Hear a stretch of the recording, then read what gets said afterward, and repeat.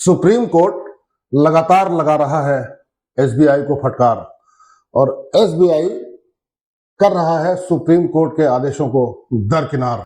इसके चक्कर में देश में हो गई है इलेक्टोरल बॉन्ड के डेटा की बौछार और इसी डेटा के चक्कर में पूरे देश में मचा हुआ है हाहाकार। तो इसी बीच दोस्तों स्वीकार करें मेरा प्यार भरा नमस्कार, स्वागत है आपका, अभिनंदन स्वीकार करें जितेंद्र त्रिपाठी का। तो चलते हैं जो ये हाहाकार पूरे देश में मचा हुआ है, इसी को डिस्कस करने, इसी के बारे में थोड़ी सी पड़ताल करने और इसी के बारे में थोड़ी सी आपको जानकारी देने। ये पता नहीं क्यों ये जो विपक्षी पार्टियां हैं इतना शोर मचा रही हैं, या और भी जो पार्टियां हैं जिन्होंने चंदा दिया वो सब भी बड़ी मायूस हैं, और जिन्होंने चंदा दिया वो सब भी एक तरह से कहा जाए कि मायूसी है। प्रकरण आपको दोस्तों पता ही होगा, प्रकरण ये है कि 15 फरवरी को सुप्रीम कोर्ट ने आदेश दिया था कि एसबीआई को जो है वो डेटा देना है इलेक्शन कमीशन ऑफ इंडिया को। फिर 11 मार्च को ये आदेश हुआ सुप्रीम कोर्ट का कि एसबीआई को जो है 24 घंटे के अंदर जो है डेटा जो है इलेक्शन कमीशन ऑफ इंडिया को देना है, वही डेटा जिसके लिए स्टेट बैंक ऑफ इंडिया ये मांग कर रही थी कि हम 30 जून को चुनाव खत्म हो जाने के बाद जो है डेटा देने की स्थिति में होंगे, और अल्टीमेटली उसको 24 घंटे में डेटा जो है इलेक्शन कमीशन ऑफ इंडिया को देना पड़ा। और सुप्रीम कोर्ट का ये आदेश भी था कि जो इलेक्शन कमीशन ऑफ इंडिया है वो 15 मार्च से पहले इस डेटा को अपलोड कर देगा, ताकि देश की जो जागरूक जनता है, प्रबुद्ध जनता है, वो इसके बारे में जानकारी ले सके और इसके बारे में अवगत हो सके कि किस किस ने इलेक्टोरल बॉन्ड जो है वो खरीदा है और किस किस पार्टी को जो है वो दिया गया है। उसके बाद भी जो स्टेट बैंक ऑफ इंडिया है उसने सुप्रीम कोर्ट की पूरी बात नहीं मानी, और वो जो यूनिक आइडेंटिफिकेशन नंबर है, जो अल्फा न्यूमेरिक कोड होता है जिस हर इलेक्टोरल बॉन्ड पे, जिससे कि ये इस्टेब्लिश किया जा सके या ये पहचान की जा सके कि ये जो इलेक्टोरल बॉन्ड है ये इस शख्स ने खरीदा, इस ग्रुप ने खरीदा, इस कॉर्पोरेट हाउस ने खरीदा, इस बिजनेस ग्रुप ने खरीदा, जिसने भी खरीदा उसकी पूरी जानकारी उस यूनिक आइडेंटिफिकेशन नंबर में होती है, उस कोड में होती है। एसबीआई ने वो कोड अभी तक इलेक्शन कमीशन ऑफ इंडिया को दिया नहीं है और इस चक्कर में वो डेटा जो है अपलोड नहीं हो पाया है। तो अभी जो मंडे को, सोमवार को फिर सुप्रीम कोर्ट ने इसमें सुनवाई रखी है, और जाहिर सी बात है एसबीआई की उसमें कुछ ना कुछ फजीहत होने वाली है। मैं बार बार अपने वीडियोस में कह रहा हूँ, एसबीआई सुप्रीम कोर्ट की मंशा या तो समझ नहीं रहा है, या जानबूझ के लापरवाही कर रहा है, या जानबूझ के जो है ये ऐसी स्थिति बना रहा है कि उसको ये डेटा जो है ये किसने किसको चंदा दिया वो न देना पड़े, जबकि सुप्रीम कोर्ट इस बात पे एडमेंट है कि किसने किसको कब चंदा दिया। ये बात जो है देश की जनता को पता होनी चाहिए। तो दोस्तों आगे बढ़ते हैं। इस सारी जड़ जो है, सारा इस खेल का जड़ जो है वो एक ही शख्स है, और मैं उससे बहुत नाराज हूं आज कि क्यों उन्होंने ऐसा किया। अगर उन्होंने ऐसा ना किया होता, ये स्टेप ना उठाया होता, ये कदम ना लिया होता, तो आज जो है देश की जनता को ये दिन देखना नहीं पड़ता। और वो शख्स हैं ये आपके सामने, ये जो है भारत के पहले प्रधानमंत्री हैं। अगर इन्होंने ऐसे कदम ना उठाए होते तो आज जो है देश की जनता ये जो है दिन ना देख रही होती। इन्होंने पता नहीं कितने सारे, जब ये पहले प्राइम मिनिस्टर बने थे, मैं तो बहुत ज्यादा इनके बारे में जानता नहीं हूँ, मैं बहुत छोटा था, अभी थोड़ा बहुत पढ़ पढ़ा के इनके बारे में थोड़ी जानकारी हमको मिली है। तो उससे पता लगा कि अपने जमाने में इन्होंने, चूंकि पहले प्राइम मिनिस्टर थे, देश बहुत अस्त व्यस्त हालत में था, फाइनेंशियल थे नहीं, चारों तरफ जो है हाहाकार मचा हुआ था उस समय, क्योंकि पार्टीशन हुआ था और अव्यवस्था जो है फैली हुई थी।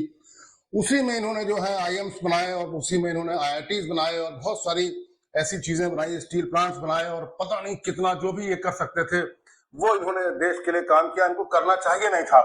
एक्चुअली हुआ क्या, इन्होंने ऐसी ऐसी संस्थाएं बना दी जो आज जो है बड़ा सरदर्द बन गई हैं, ऐसा लगता है। लोग कहते हैं कि अगर ये ना हुआ होता तो शायद आज जो है देश जो है चैन से जी रहा होता और आगे विकास के रास्ते पे बढ़ रहा होता। आइए देखते हैं इन्होंने क्या क्या ऐसा किया जो अगर ना होता तो आज ये जो दिक्कत है इलेक्टोरल बॉन्ड्स का इतना बड़ा, जिसे लोग घोटाला कह रहे हैं, मेरी नजर में तो घोटाला है ही नहीं। ये तो बिल्कुल एक, क्या कहते हैं, कोई किसी को आगे बढ़ने के लिए कोई अगर पैसा देता है तो क्या दिक्कत है। चले दिया, अच्छा खासा चल तो रहा था। इससे पहले भी अरुण जेटली जब ये लाए थे कानून बना के 2017-18 में, उससे पहले भी कैश का डीलिंग होती थी, कैश से पूरा देश का जो चुनाव प्रणाली है पार्टियों की चल रही थी, किसी को कोई दिक्कत थी ही नहीं। पता नहीं क्यों ये सफाई के चक्कर में और ट्रांसपेरेंसी के चक्कर में जेटली साहब पड़ गए, और अब तो है भी नहीं, भगवान उनकी आत्मा को शांति दे, लेकिन उन्होंने ऐसा बवाल खड़ा कर दिया है कि सफाई करने के चक्कर में, अब देखिए ना, सफाई आप करेंगे, अगर इस जगह से सफाई करेंगे तो इस सफाई जहाँ की गई है वहां का कूड़ा कहीं ना कहीं वो इकट्ठा करेंगे ना, तो वो सफाई करते करते कूड़ा एक जगह इकट्ठा हो गया है। वो कूड़ा जहाँ इकट्ठा हो गया है उस जगह का नाम क्या बताएं आपको, देश का सबसे बड़ा बैंक है वो, वहीं पे कूड़ा इकट्ठा हो गया है। और सुप्रीम कोर्ट जो है उस कूड़े की अब स्वयं सफाई करना चाहता है कि जो कूड़ा आपने इकट्ठा किया है ये गलत था। देश में इस कूड़े की भी सफाई होनी चाहिए। चलिए, ये बातें तो चलती रहेंगी। नेहरू जी ने कौन कौन से ऐसे गलत काम किए जो आज अगर ना किए होते तो आज जो है देश जो है चैन की सांस ले रहा होता और बहुत तेजी से प्रगति के रास्ते पे चल रहा होता। सबसे पहला काम तो इन्होंने यही किया था, मतलब पहले काम तो बहुत सारे किए होंगे, हम जो पहला काम डिस्कस कर रहे हैं वो ये है कि एसबीआई की स्थापना, इसको पहले इंपीरियल बैंक ऑफ इंडिया के नाम से जाना जाता था और इसकी जो स्थापना जो है इंपीरियल बैंक के नाम से जब हुई थी वो 1921 से 1955 तक इसका नाम था जो है इंपीरियल बैंक ऑफ इंडिया। और अंत में जाकर जब नेहरू जी प्राइम मिनिस्टर बने भारत की आजादी के बाद, तो 1 जुलाई 1955 को आज से 68 साल पहले स्टेट बैंक ऑफ इंडिया बना था। बताइए क्या जरूरत थी आपको स्टेट बैंक ऑफ इंडिया बनाने की? ना बनाते तो आज कम से कम ये दिन तो देखना नहीं पड़ता कि जो इलेक्टोरल बॉन्ड का नाटक हो रहा है और जो एसबीआई के जो ऑफिसर्स हैं वो भागे भागे घूम रहे हैं, सुप्रीम कोर्ट को फेस नहीं कर पा रहे हैं, एसबीआई के वकील भी कोई संतोषजनक जवाब दे नहीं पा रहे हैं। तो ये पहली गलती तो नेहरू जी की जो हम डिस्कस कर रहे हैं उसके हिसाब से ये पहली गलती तो यही थी इस पूरे प्रकरण में। दूसरी गलती ये भी थी, इसको ना बनाते तो ये जो चुनाव का जो मैटर था, जब अरुण जेटली जी ये कानून लाए थे तो उसमें आरबीआई ने भी कहा था कि जो कानून आपका है ये ठीक है नहीं, इसमें बहुत सारी खामियां हैं। इलेक्शन कमीशन ऑफ इंडिया ने भी उस समय इस पे जो है अपना विरोध दर्ज कराया था कि ये जो सिस्टम ठीक नहीं है। लेकिन अब वो क्या बताएं, नेहरू जी का बनाया हुआ है तो जेटली साहब ने सुना नहीं होगा। नेहरू जी की चीजें पसंद कहाँ आती हैं उनको। तो देखिए अब एक और गलती है नेहरू जी की, इन्होंने 25 जनवरी 1950 को, आज से 74 साल पहले, बताइए, इसको बना दिया इलेक्शन कमीशन ऑफ इंडिया को। ये भी अगर ना होता तो आज इलेक्शन कमीशन ऑफ इंडिया को ये डेटा जो है अपलोड नहीं करना पड़ता और इतना हाहाकार नहीं मच रहा होता। तो ये भी एक बहुत बड़ी गलती हो गई। अब और तो और, मतलब ये तो जो गलतियां हुई हैं इसके बाद भी और गलतियां हुई हैं। लेकिन ये जो इलेक्शन कमीशन का एक मैं बिंदु आपको बता दे रहा हूं कि इस इलेक्शन कमीशन में जो 3 कमिश्नर्स होते हैं, इलेक्शन कमिश्नर्स, उसमें जो 3 लोग होते थे चुनाव करने में, उसमें एक प्रधानमंत्री, इंडिया के जो भी सरकार हो उस समय उसके प्रधानमंत्री, और दूसरा आदमी जो होता था जो अपोजिशन का, जो मेन अपोजिशन पार्टी का एक आदमी होगा, उसमें उसका रिप्रेजेंटेटिव वो रहेगा। तो एक पक्ष का आदमी हो गया, एक दूसरे पक्ष का आदमी हो गया, और तीसरा जो शख्स था वो न्यूट्रल था। और वो जो तीसरा शख्स था वो चीफ जस्टिस ऑफ इंडिया हुआ करता था। वो अभी आके इस सरकार ने हटा दिया। नेहरू जी को ये भी नहीं करना चाहिए था, नेहरू जी की पार्टी को इस तरह के नियम नहीं बनाने चाहिए थे। लेकिन अब चलिए, इस सरकार ने चीफ जस्टिस ऑफ इंडिया को ही हटा दिया। और विधि का विधान देखिए कि ये जो केस है वो चीफ जस्टिस ऑफ इंडिया ही देख रहे हैं। जो 5 जजेस की बेंच देख रही है उसको हेड जो है चीफ जस्टिस ऑफ इंडिया ही कर रहे हैं। और वही जो है एसबीआई से सारा डेटा मांग रहे हैं, वही जो है एसबीआई की पूरी चूड़ी टाइट कर रहे हैं। तो ऐसा ही होता है, समय के साथ चीजें जो है बदलती रहती हैं। फिर इसके बाद जो है ये जो सीबीआई है, जो विपक्षी पार्टियां इस बात का जो विरोध दर्ज करा रही हैं, हाय हल्ला कर रही हैं कि सीबीआई जो है वो लोगों को तंग करती है, बिजनेस हाउसेस को तंग करती है, और उसके बाद जो है वो मजबूर हो जाते हैं किसी अमुक पार्टी को चंदा देने के लिए या उसके आगे झुकने के लिए। तो सीबीआई का जो इस्तेमाल होता है, बताइए सीबीआई क्या जरूरत थी नेहरू जी को बनाने की? वो भी ये बना के चले गए। देखिए 1963 में ये बनी थी, Delhi special police establishment act के तहत ये सीबीआई बनी थी। नेहरू जी 1964 में चले गए थे, लेकिन उससे 1 साल पहले ये इन्होंने बना दिया। बताइए इसकी कोई जरूरत थी? ना ये सीबीआई होती, ना इस तरह से लोगों को परेशान किया जाता, ना वो जो है चंदा इस तरह से उगल रहे होते या दे रहे होते या उनको देने की कोई मजबूरी होती। अब यही सीबीआई है जो वहां पे संत शिरोमणि, जो केरल कहा तमिलनाडु के जो लॉटरी किंग हैं सैंटियागो साहब, वो इसी सीबीआई के चक्कर में इतना सारा चंदा जो है उगल दिए। मतलब 100 करोड़ 100 करोड़ 100 करोड़ 10 बार 100 करोड़ करेंगे तब वो जाके 1000 करोड़ होगा, उसके बाद 3-4 बार और देना पड़ेगा। तो 1368 करोड़ जो है संत शिरोमणि सैंटियागो मार्टिन को चंदा देना पड़ा। उस पर जो कृपा थी वो सीबीआई की थी, और ये सीबीआई जो है नेहरू जी की ही बना के चले गए थे। इनको ना बनाते तो कम से कम ये दिन जो है देखना नहीं पड़ता।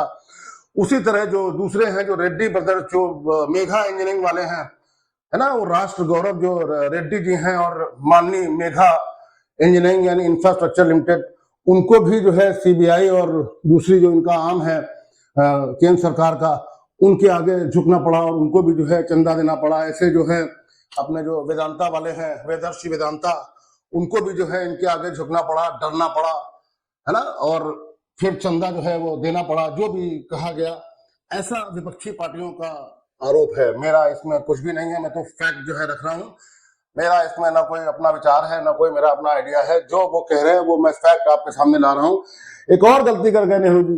अरे भाई, सीबीआई बना गए तो अपने आप में काफी थी। अब ये देखिए, एनफोर्समेंट डायरेक्टरेट है, ये भी जो है 1 मई 1956 को 67 साल पहले नेहरू जी बना के चले गए। अब क्यों कि इसकी क्या जरूरत थी, ना बनाते। अच्छा, वो बन गई तो आज की सरकार ने इसका गजब का इस्तेमाल किया है। फिर वही सैंटियागो साहब और जो है मेघा इंजीनियरिंग वाले रेड्डी साहब और पता नहीं कितने कितने लोग, सबको सीबीआई और ईडी से सबकी चूड़ी टाइट कराई गई और फिर वहां से चंदा इकट्ठा कराया गया। ऐसा जो पार्टियां हैं, विभिन्न पार्टियां, उनका कहना है। ये ना होता तो कम से कम आज ये जो नौबत है वो नहीं आती और ना ये सब जो है देखना पड़ता। तो ये मैं तो पूरी तरीके से पूरे प्रकरण में जो इलेक्टोरल बॉन्ड्स का, जिसको लोग घोटाला कह रहे हैं, पहले तो मैं इसको घोटाला मानता नहीं हूँ। ये एक सामान्य प्रक्रिया है। कोई आदमी किसी को पैसा दे रहा है, आपके क्या मतलब, मियाँ बीबी राजी तो क्या करेगा काजी, है ना। तो इसमें कोई ऐसी खास बात है नहीं है। पता नहीं क्यों इतना हो हल्ला हो रहा है। अगर आगे इसमें कोई गड़बड़ी निकलती है तो कोई जांच होगी, तब देखा जाएगा। फिलहाल तो मुझे लगता है सब एवरीथिंग इज ओके। अब इसमें अकेला एक ऐसा है जो नेहरू जी ने नहीं बनाया था, वो है अपना ये माननीय सुप्रीम कोर्ट।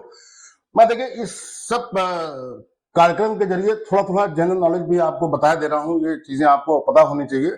सुप्रीम कोर्ट का जो एस्टेब्लिशमेंट है वो 1 अक्टूबर 1937 को हुआ था। तब नेहरू जी प्राइम मिनिस्टर नहीं थे, तो उनका इनसे कोई लेना देना है नहीं। और ये 86 साल पहले जो है इसका एस्टेब्लिशमेंट हुआ था। अपना जो सुप्रीम कोर्ट है, झंडा ऊंचा रहे हमारा, सुप्रीम कोर्ट का जो वर्चस्व है वो ऊंचा रहे। तो ये इसका नेहरू जी से कोई लेना देना नहीं, तो ये अपने जगह चल रहा है और यही सब देख दाख रहा है कि कैसे काम ठीक होना चाहिए, कहाँ से क्या इन्फॉर्मेशन आनी चाहिए, कौन सी इन्फॉर्मेशन कहाँ से कलेक्ट होगी और कौन सी इन्फॉर्मेशन देश की जनता के सामने जाएगी। वो अभी सोमवार को, मंडे को जब हियरिंग होगी तो वो क्लियर हो जाएगा। एक वीडियो लाया हूं आपके मनोरंजन के लिए, देखिए इसको भी। शेर था, शेर तो क्या था, एक चीता था। वो अपने आप को शेर ही समझता था, जंगल का राजा। वो पूरे जंगल में उत्पात मचाए रहता था कि मुझसे बड़ा कोई नहीं, मुझसे पावरफुल कोई नहीं, मुझसे शक्तिशाली कोई नहीं। और एक दिन ऐसा हुआ कि उसको उसके टक्कर का या उससे भी जबर एक जानवर मिल गया। तो देखिए क्या हुआ, किस तरह से ये इस चीते की जो है हालत हो गई और किस तरह ये कूद फान मचा रहा है, अपनी जान बचाने के लिए कूद रहा है इसके चुंगल से, अपने आप को छुड़ाने के लिए फांद रहा है, उछल रहा है कुरान से। ये देखिए,